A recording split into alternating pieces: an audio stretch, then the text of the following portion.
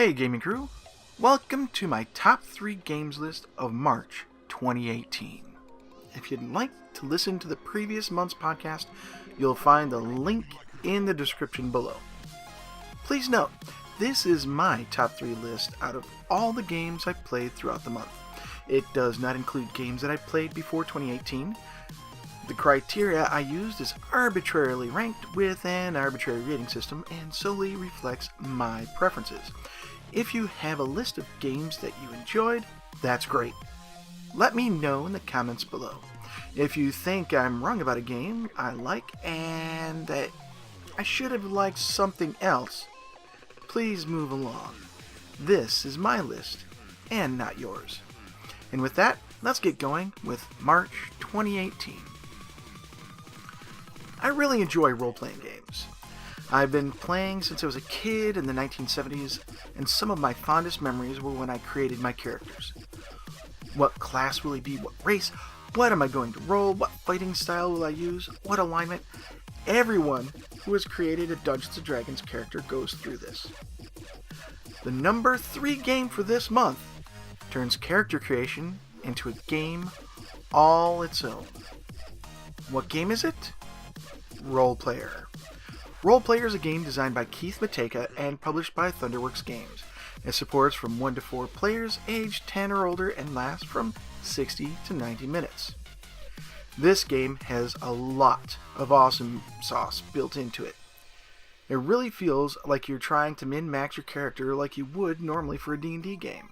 There are a lot of differences, however. First, this is a dice drafting and card drafting game. You roll dice, assign them to an initiative order in lowest to highest value of dice.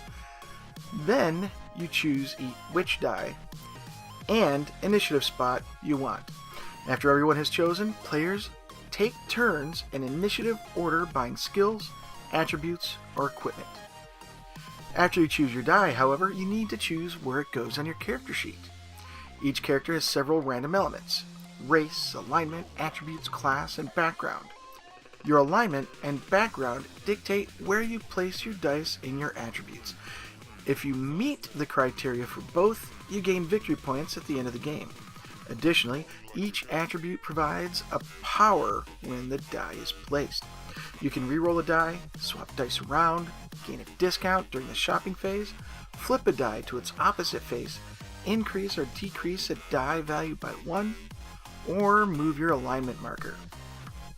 Your alignment powers your skills, which let you do different things in the game, such as swap dice with the initiative dice, use another player's skill, or reroll dice in the initiative row of cards. If you can't move your alignment cube in order to power a skill, you are unable to use that skill. Additionally, when you're moving your cube around your alignment grid, you want to land on certain spaces that give you extra points at the end of the game. For being a game about building RPG characters, this has a lot of strategy built into it. I haven't touched on everything you can do in this game, not to mention the expansion that came out in 2018, Monsters and Minions. If you enjoy playing RPGs, or even just creating characters, this is the game for you, to be sure. Number 2 on the list is another great dice-based game that uses dice to activate character powers. You're in a fantasy setting trying to survive every winter when the baddies attack. What game is it? Kingsburg. Kingsburg is a game designed by Andrea Treviso, I think I got that right, and Luca Lenaco, published by Fantasy Flight Games. It can support from 2 to 5 players aged 13 or older and lasts for 90 minutes. And my apologies if I mispronounce your name or a designer's name. I do not know all languages on the planet. This is a wonderful game where everyone rolls dice to determine their play order each turn.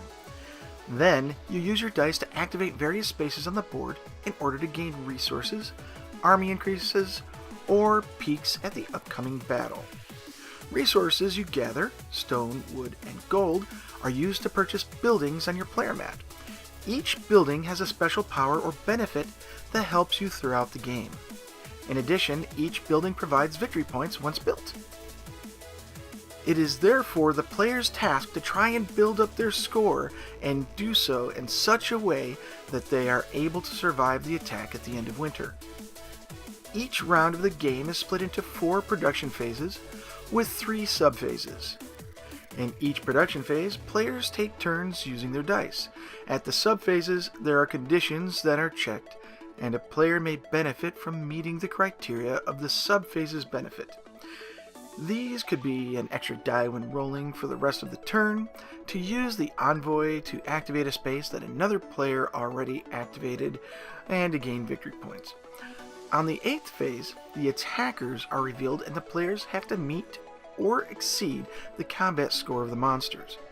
The chances of winning are a combination of space activations, which give you soldiers, selling resources to obtain soldiers, and a white king's die, which is added on top of everything to give a final score for everyone. If you're above the attack strength, you gain a bonus, usually of a resource.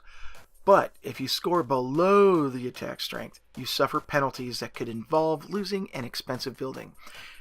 If you are equal to the attack strength, nothing happens. This is one of my favorite dice-based games, hands down.